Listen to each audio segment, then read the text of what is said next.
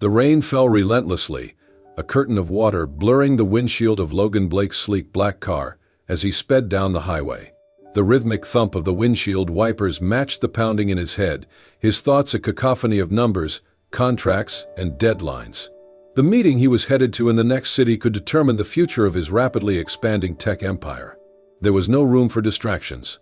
Yet, through the haze of rain and his own preoccupation, something on the side of the road caught his attention. A figure, hunched and shivering, barely illuminated by the faint glow of the highway lights. Logan slowed instinctively, his sharp eyes narrowing as he made out more details. A woman, drenched and clutching a small bundle to her chest. "What the hell is she doing out here in this storm?" he muttered, his hands tightening on the steering wheel. His car came to a stop a few feet ahead of her, the engine idling. Logan rolled down the window, cold rain splattering into the warm interior. "Hey," he called out, his voice cutting through the downpour. "What are you doing out here? You'll freeze to death." The woman turned toward him, her face pale and drenched, strands of wet hair plastered to her cheeks. She clutched the bundle closer, and he realized it wasn't just a bundle, it was a baby, swaddled in a thin, soaked blanket. "Please," she said, her voice trembling as much as her frail frame.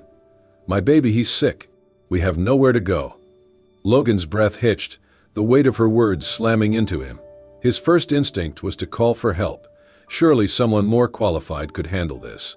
But as he glanced at the baby, its tiny face peeking out from the soaked fabric, he knew he couldn't drive away.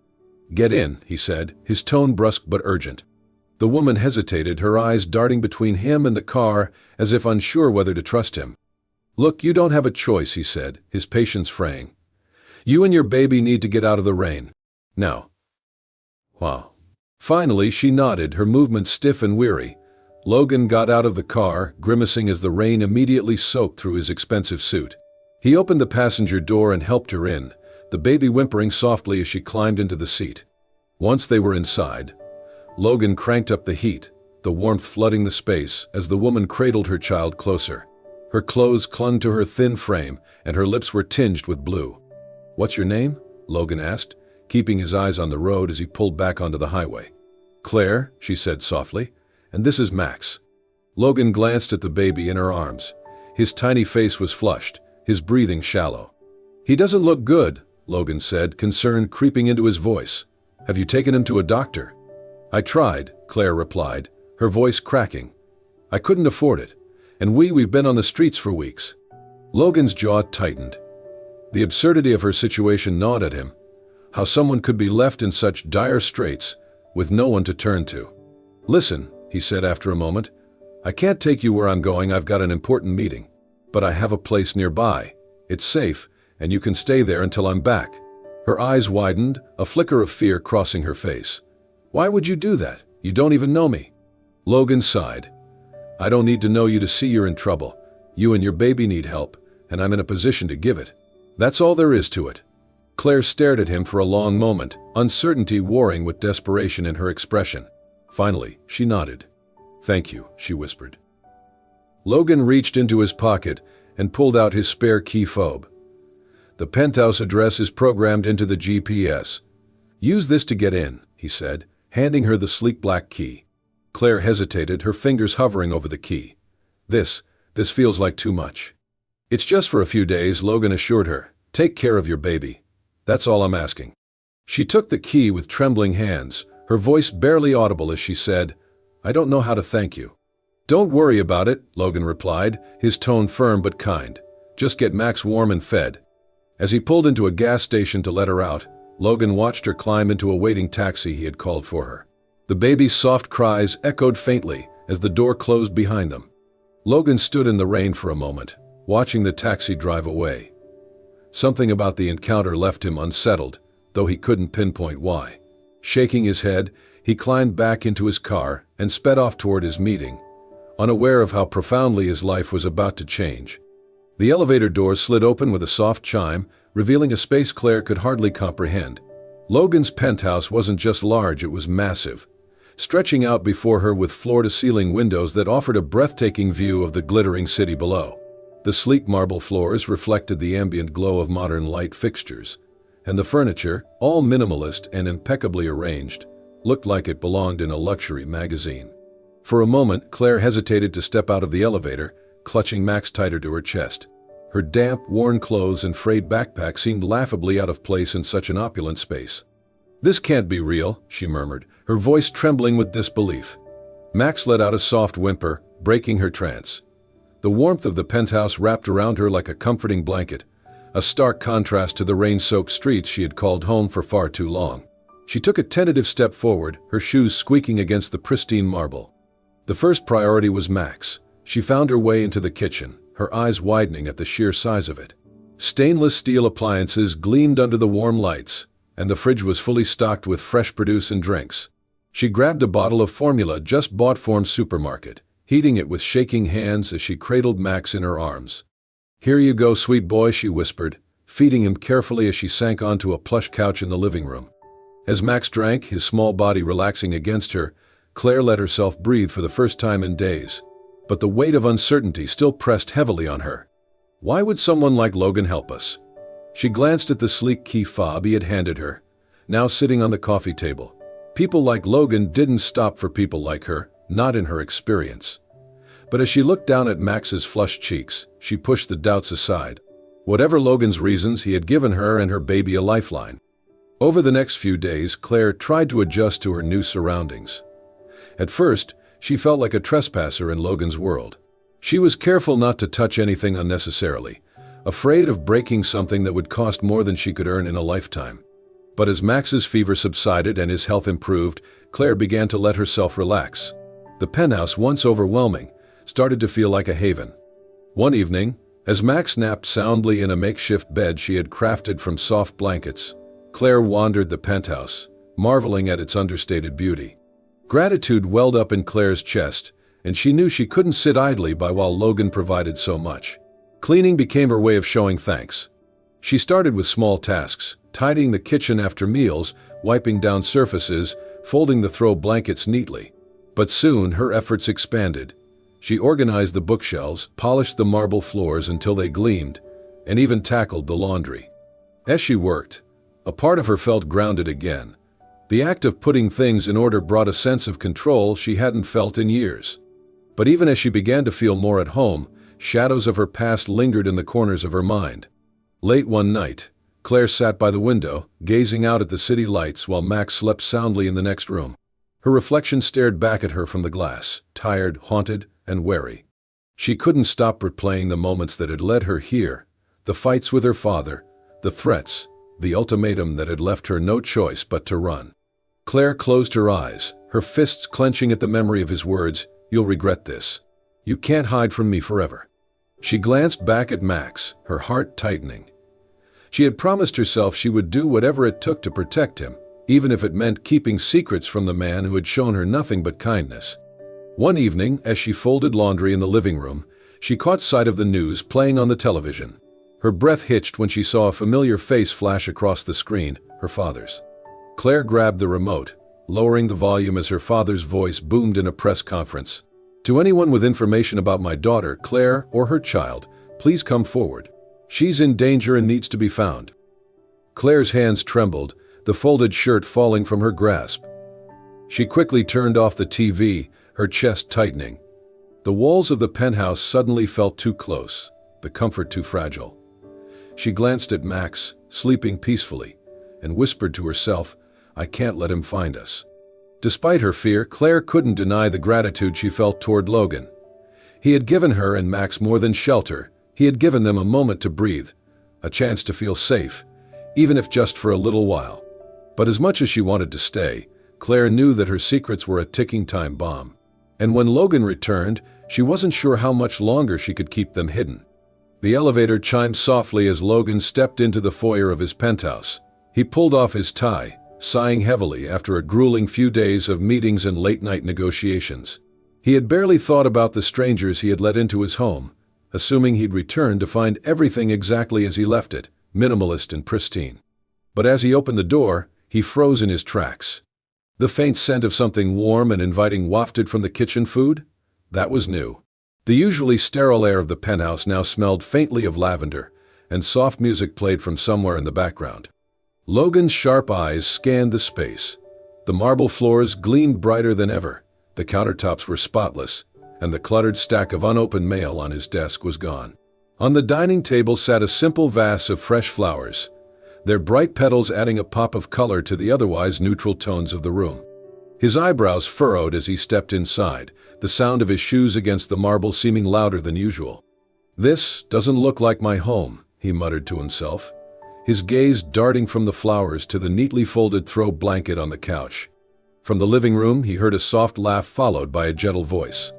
"And then the little rabbit hopped all the way home," the voice said. Logan turned the corner and stopped. Claire sat cross-legged on the floor, holding an open picture book. Beside her, baby Max was nestled in a pile of blankets, wide-eyed and cooing as Claire read to him. Her damp, worn clothes had been replaced with a simple but clean outfit, one of the spare shirts Logan kept in his closet. Claire looked up, startled. "Oh, you're back," she said, her voice tinged with nervousness as she quickly closed the book. For a moment, Logan was speechless. The sight of her and the baby in his space, so relaxed and at ease, unsettled him in ways he didn't quite understand. Yeah, I'm back," he said awkwardly, running a hand through his hair. What's all this?" He gestured around the room.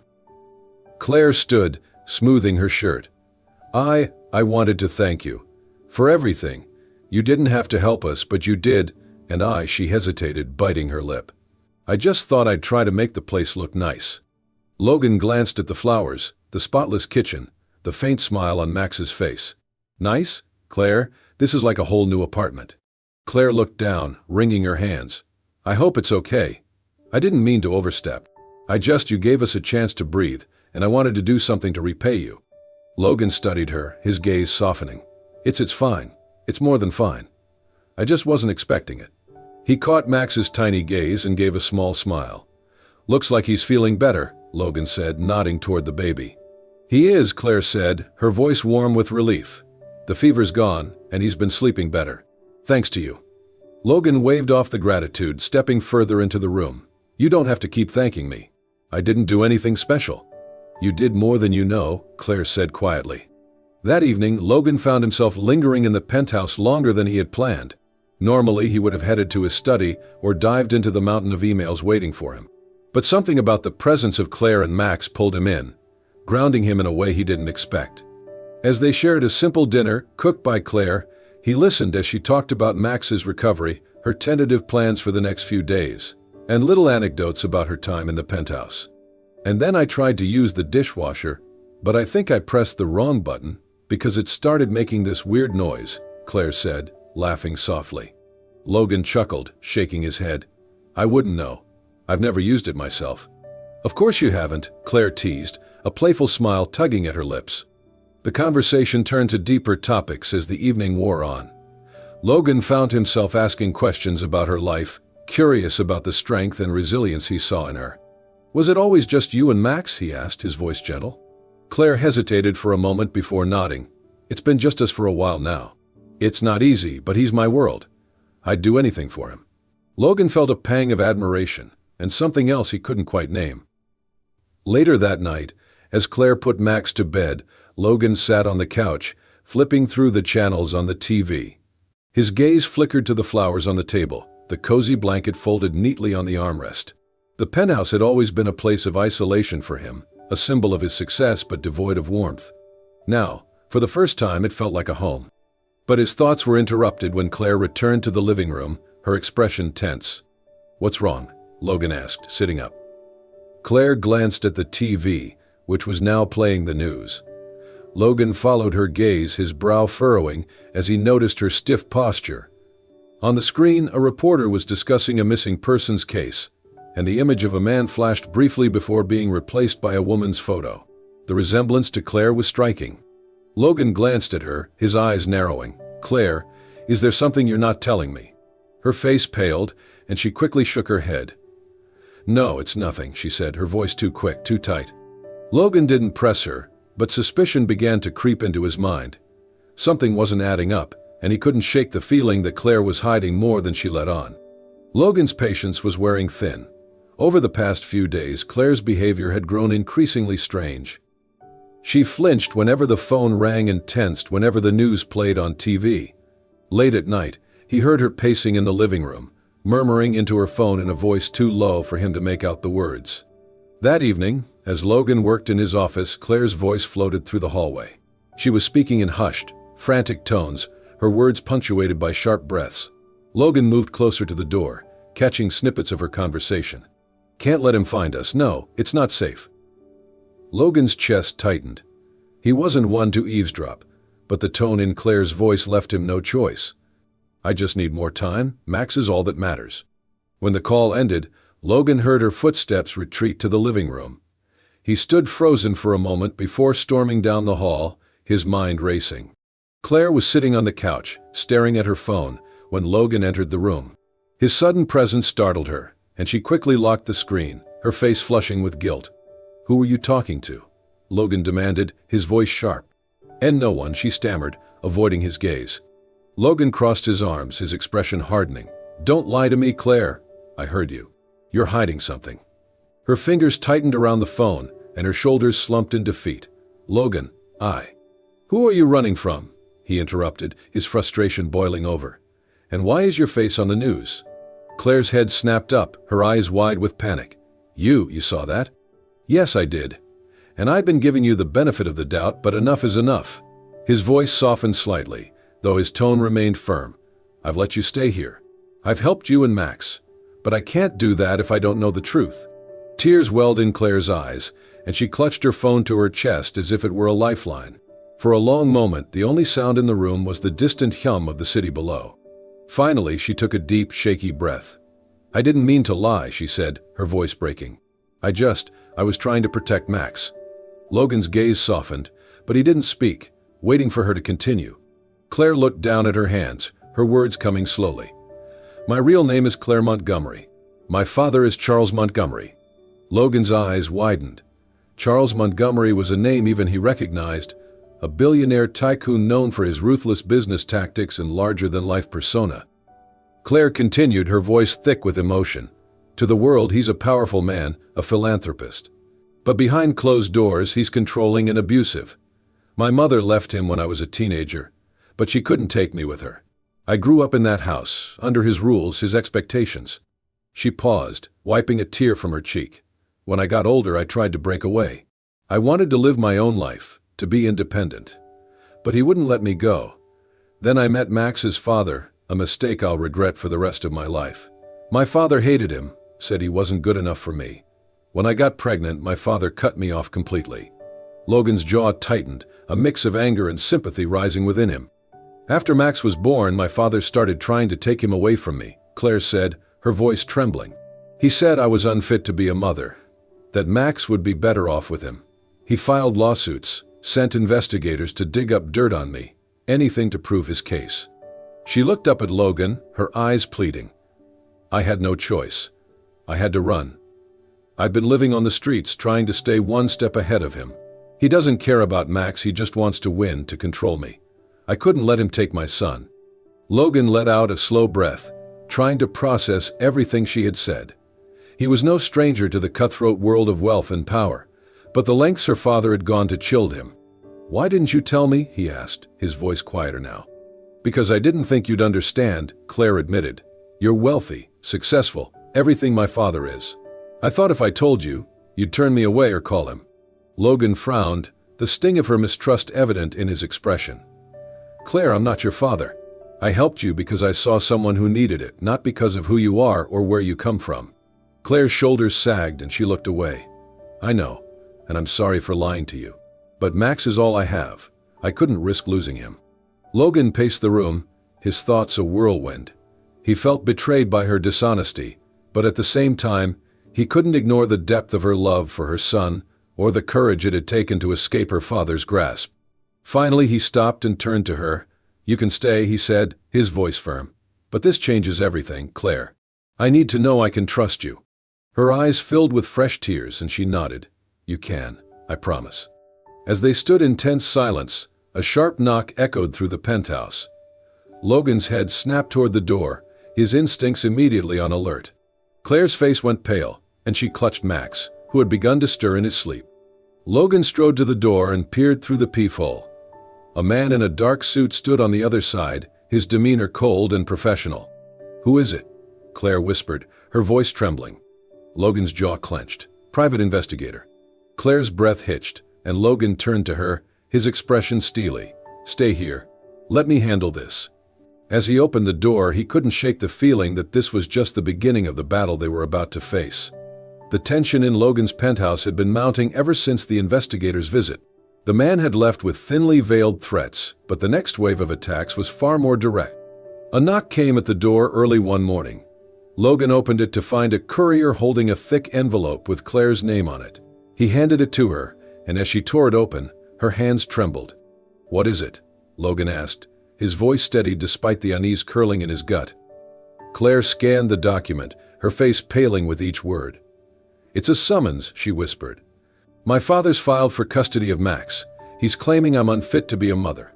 Logan's jaw clenched as he took the papers from her, quickly skimming the accusations. They painted Claire as an irresponsible and unstable woman, unfit to provide a safe home for her son. Claire slumped onto the couch, her arms wrapping protectively around Max, who sat in her lap, blissfully unaware. "This is it," she said, her voice cracking. "This is how he'll take him from me." Logan sat beside her, placing a reassuring hand on her shoulder. "No, he won't," he said firmly. "We're not going to let that happen." Logan wasted no time contacting his legal team, explaining the situation with an urgency his lawyers weren't accustomed to hearing from him. Within hours, a strategy was in place to counter the custody claim, but Logan knew they needed more than just a legal defense. Dig into Charles Montgomery's past, Logan instructed his private investigator over the phone. "Every deal, every scandal, every skeleton in his closet, I want to know all of it." His team worked tirelessly, uncovering questionable business practices, allegations of corruption, and whispered rumors of abuse that had been carefully swept under the rug. Meanwhile, the time Logan spent with Claire and Max became increasingly meaningful to him. He found himself drawn to their small moments, Max's giggles when Logan made silly faces, Claire's quiet strength as she juggled her fears and her son's needs. One evening, after a particularly stressful day of legal meetings, Logan returned to the penthouse to find Claire cooking dinner. The scent of something warm and comforting filled the air, and Max was babbling happily in his high chair. "Long day?" Claire asked with a small smile as Logan loosened his tie. "You have no idea," he said, his shoulders relaxing as he sat at the table. As they ate, Logan watched Claire, marveling at the resilience she exuded despite the storm looming over her. "Why are you looking at me like that?" Claire asked, her cheeks flushing under his gaze. Logan hesitated, then said, "You amaze me, Claire. The way you fight for Max, the way you keep going no matter what. I don't know how you do it." Claire's eyes softened, but there was a shadow of doubt in her expression. "I don't know how much longer I can do this, Logan. My father has money, power, and connections. I'm just me." "You're not alone in this," Logan said, his voice steady. "You have me. And I'm not going to let him win." The next morning, Logan's investigator delivered a bombshell. Buried in Charles Montgomery's financial records was evidence of illegal dealings, bribes, offshore accounts, and shady transactions that could ruin his reputation if made public. Logan sat with Claire in the penthouse, laying out the evidence in front of her. "This is our leverage," he said. "If he wants to play dirty, so can we." Claire looked at the documents, her expression conflicted. "I hate that it has to come to this," she admitted. Logan placed a hand over hers. "He left us no choice, Claire. He's the one threatening to take Max away. We're just fighting back." The legal battle reached a fever pitch when Claire's father threatened to use Logan's involvement against him. Charles's lawyers accused Logan of harboring Claire and interfering in a family matter, hinting that they would ruin his career if he didn't step aside. But Logan refused to back down. "I built my business from the ground up," Logan told Claire one night, his voice resolute. "I've fought my way through worse than Charles Montgomery. If he thinks he can scare me off, he's in for a surprise." The night before the final custody hearing, Logan and Claire sat together on the balcony, the city lights stretching out before them. Max was asleep inside, his soft snores audible through the open door. "Logan," Claire began, her voice tentative, "I don't know how to thank you for everything you've done. You didn't have to get involved, but you've done more for me and Max than I could have ever imagined." Logan turned to her, his expression earnest. "I didn't do it out of obligation, Claire. I did it because I care about you. About Max." Claire's breath hitched as he reached for her hand. "I don't just want to help you," Logan said, his voice filled with emotion. "I want to be part of your life." You and Max mean more to me than I ever expected." Tears welled in Claire's eyes. "I've been so scared of trusting anyone," she admitted. "But you've shown me that I don't have to do this alone anymore. You've given me more than I ever dreamed of." Logan leaned closer, brushing a tear from her cheek. "Then let me keep giving you more." For the first time in weeks, Claire smiled, a genuine, hopeful smile. The next day, armed with the evidence against Charles, Logan and Claire stood united in court. The truth about Charles's abuse and corruption came to light, and the judge ruled in Claire's favor, granting her full custody of Max. But as they left the courtroom, Charles approached Logan, his face twisted with fury. "This isn't over," he hissed. "You'll regret crossing me, Blake."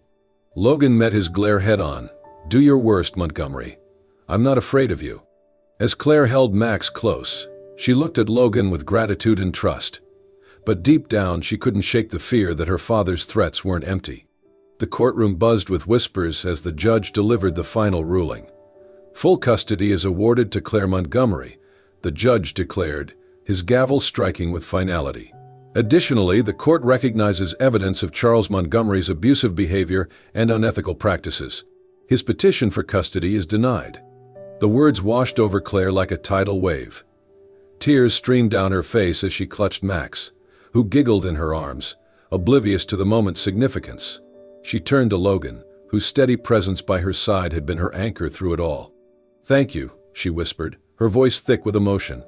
Logan smiled gently, placing a reassuring hand on her shoulder. "You don't have to thank me, Claire. You did this. You fought for him." Across the room, Charles Montgomery stood, his face dark with rage. He glared at Logan as he was escorted out by his legal team. But his threats and power were no longer a shadow hanging over Claire's life. With the legal battle behind her, Claire began building the life she had always dreamed of for herself and Max. She decided to stay in the city, determined to give her son a stable and loving environment.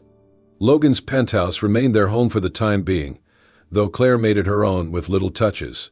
A colorful rug in the living room, a cozy reading nook for herself, and a cheerful corner filled with toys for Max.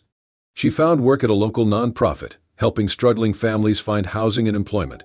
It was a cause close to her heart, and for the first time in years, she felt like she had a purpose beyond just surviving. Logan, meanwhile, found himself spending more and more time at home. His once unrelenting focus on his company shifted, his priorities realigning around Claire and Max. They had become his family, even if it wasn't official yet. Months later, Logan decided it was time to change that. It was a quiet evening, and the three of them were having dinner together in the penthouse. Max babbled happily in his high chair, smearing mashed peas on his face as Claire laughed and wiped him clean. Logan watched them, his heart swelling with a feeling he could no longer ignore. "Claire," he said, standing and reaching into his pocket. She looked up, curious, as Logan approached. Her eyes widened as he pulled out a small velvet box and knelt before her. "This place was just a house until you and Max made it a home," Logan began, his voice steady but filled with emotion. "You turned my world upside down in the best possible way. I can't imagine my life without you in it." He opened the box to reveal a simple, elegant diamond ring. "Claire Montgomery, will you marry me?" Claire's breath caught, her eyes filling with tears. She glanced at Max, who giggled and clapped his hands as if he understood the gravity of the moment. "Yes," Claire said, her voice trembling with joy, "but only if you promise to let me decorate." Logan laughed, slipping the ring onto her finger. "Deal." Max squealed with delight as Logan pulled Claire into his arms, holding her close. Their wedding was a small, intimate affair held on the rooftop garden of Logan's penthouse.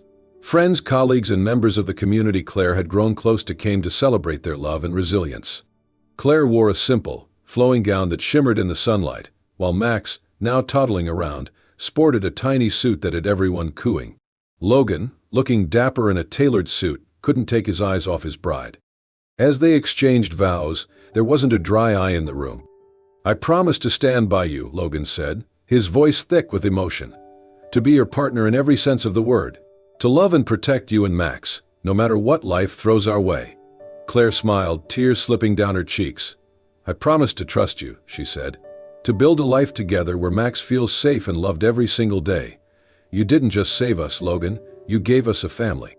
The celebration continued late into the evening, the rooftop lit by twinkling string lights and the glow of the city skyline. Laughter and music filled the air as guests danced and toasted the couple's happiness. At one point, Logan hoisted Max onto his shoulders, the little boy squealing with delight as they swayed to the music.